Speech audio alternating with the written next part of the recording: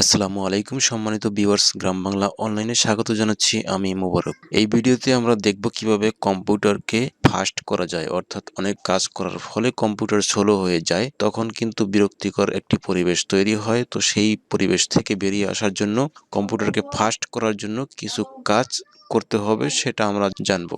সাধারণত যখন আমরা কম্পিউটারের সামান্য কিছু হ্যাং উপলব্ধি করি, তখন কিন্তু বিশেষ করে আমরা মাউসের রাইট বাটন ক্লিক করে বেশি বেশি করে রিফ্রেশ করি।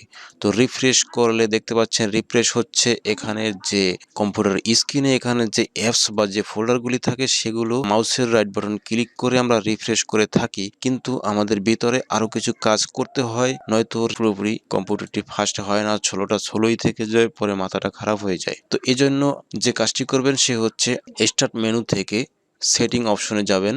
তো সেটিং অপশনে যাওয়ার পরে অ্যাপস অপশনে চলে আসবেন। দেখতে পাচ্ছেন এখানে অ্যাপস অপশন রয়েছে। যারা উইন্ডোজ 10 ইউজ করেন তারা এখানে আসলে পরে আপনি অ্যাপসগুলি এখান থেকে দেখে নেবেন। অনেকের হয়তো নিজের অজান্তেই অনেক অ্যাপস ইনস্টল হয়ে যায়। সেক্ষেত্রে যে অ্যাপসগুলি আমাদের প্রয়োজন নেই, হয়তো সে অ্যাপসগুলি আপনার কম্পিউটারে অনেকটা র্যাম দখল করে, অনেকটা জায়গা দখল করে আপনার কম্পিউটারকে ছোট করে দিয়েছে। তো সেক্ষেত্রে আপনি সেই অ্যাপসগুলি এখান থেকে দেখবেন, যে অ্যাপসগুলি আপনার দরকার নেই সেই অ্যাপসগুলি এভাবে ক্লিক করে আনইনস্টল করে দিবেন। তো যখন আপনি অপ্রয়োজনীয় অ্যাপসগুলো কেটে ফেলবেন তখন কিন্তু আপনার কম্পিউটার অনেকটা ফাস্ট হয়ে যাবে। অ্যাপসগুলি রয়েছে সেগুলো সাধারণত আমরা রিফ্রেশ দিয়ে ক্লিন করি। সেক্ষেত্রে আমাদের যখন অনেক কাজ একসাথে করা হয় অথবা হার্ড ডিস্কের উপরে যখন চাপ পড়ে অনেক কাজের ক্ষেত্রে, যেমন ফাইল ট্রান্সফার, আদান প্রদান, বিভিন্ন রকম কাজে যখন হার্ড ডিস্কের উপরে চাপ পড়ে তখন কিন্তু কম্পিউটার স্লো হয়ে যায়। সেক্ষেত্রে আমরা কিন্তু হার্ড ডিস্কটাকে রিফ্রেশ করতে পারি না। হার্ড ডিস্ক কিভাবে রিফ্রেশ করবেন? সেক্ষেত্রে হার্ড ডিস্ক রিফ্রেশ করার জন্য আপনি আপনার কম্পিউটার থেকে নোটপ্যাড ওপেন করবেন। নোটপ্যাড যদি আপনি খুঁজে না পান তাহলে এখানে দেখতে পাচ্ছেন সার্চ অপশন রয়েছে, এখানে লিখবেন নোটপ্যাড, তাহলে আপনি নোটপ্যাড খুঁজে পাবেন। দেখতে পাচ্ছেন এরকম নোটপ্যাড, এটাকে আপনি ওপেন করবেন। ওপেন করার পর এখানে নোটপ্যাডের মধ্যে আমরা টাইপ করব প্রথমে বড় হাতের ECHO, তারপরে একটি স্পেস দিবেন। স্পেস দেওয়ার পরে OFF লিখবেন। এন্টার দিয়ে নিচে চলে আসবেন, তারপরে লিখবেন CD, দেওয়ার পরে স্ল্যাশ দিবেন, দেওয়ার পরে এন্টার দিবেন, তারপরে লিখবেন TREE দেওয়ার পরে এন্টার ক্লিক করবেন।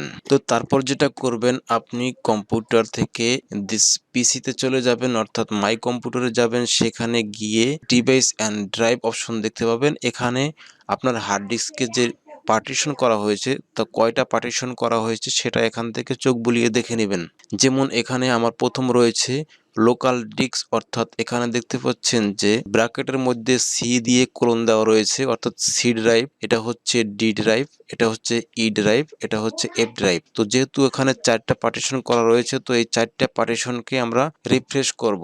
তো এজন্য আমরা নোটপ্যাডের মধ্যে টির পরে যখন আমরা এন্টার প্রেস করব তখন লিখবো হচ্ছে সি দিয়ে কোলন, তারপরে আবার এন্টার প্রেস করব, আবার লিখবো হচ্ছে ট্রি, এন্টার প্রেস করে লিখবো সি এর পরে আমরা কি ড্রাইভ ছিল এখানে ডি ড্রাইভ, সি এর পরে ডি ড্রাইভ। প্রত্যেকটা ড্রাইভ এরকম ট্রি লিখে এন্টার প্রেস করে ড্রাইভের নাম লিখতে হবে C drive, D drive, E drive, F drive. তো 4টা ড্রাইভ যেহেতু আমাদের ছিল সেক্ষেত্রে আমরা এখান থেকে 4টা ড্রাইভ লিখে দেব।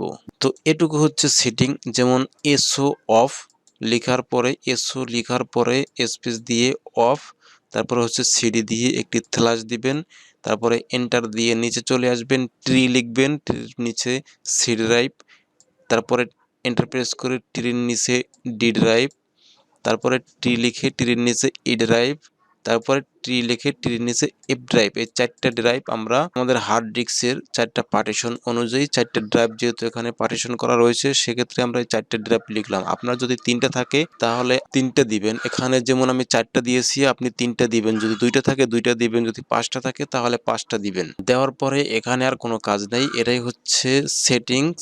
এখন আমাদেরকে সেভ করতে হবে। তো সেভ করার জন্য ফাইল অপশন থেকে সেভ অ্যাজ অপশন ক্লিক করবেন, করলে পরে এটা আপনি ডেস্কটপে সেভ করবেন। দিস পিসির মধ্যে ডেস্কটপ একটি অপশন পাবেন, ডেস্কটপের মধ্যে এখানে সিলেক্ট থাকবে অর্থাৎ ডেস্কটপে এটা সেভ করবেন। করার পরে এখানে হচ্ছে নাম দিতে হবে। তো নাম দেওয়ার জন্য আপনি যে কোনো একটি নাম দিতে পারেন, রিফ্রেশ বা ক্লিনার। এখানে আপনার বোঝার সুবিধার্থে আপনি যে কোনো একটি নাম ইউজ করতে পারেন। এটা হচ্ছে এই নামটা দেওয়ার উদ্দেশ্য হচ্ছে বোঝার জন্য।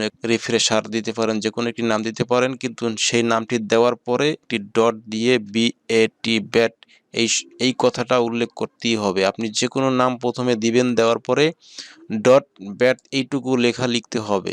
যে নাম ইউজ করেন তারপরে ডট দিয়ে বিএটি দিয়ে তারপরে আপনাকে সেভ করতে হবে।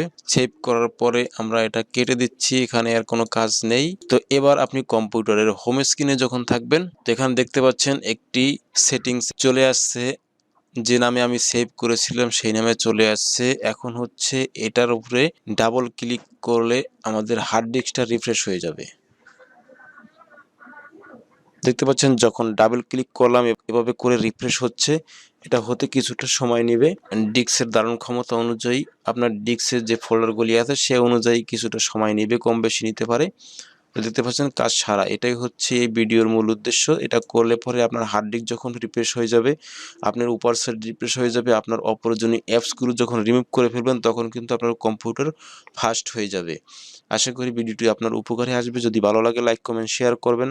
আপডেট সব ভিডিওগুলো মিস না করতে হলে চ্যানেলটাকে সাবস্ক্রাইব করে রাখতে পারেন। একমাত্র আপনার ইচ্ছা, চাইলে বেল আইকনটিও চালু করে রাখতে পারেন। তো পরবর্তী ভিডিও দেখার আমন্ত্রণ জানিয়ে আপনার সুস্বাস্থ্য কামনা করে এই ভিডিও থেকে বিদায় নিচ্ছি। আল্লাহ হাফেজ।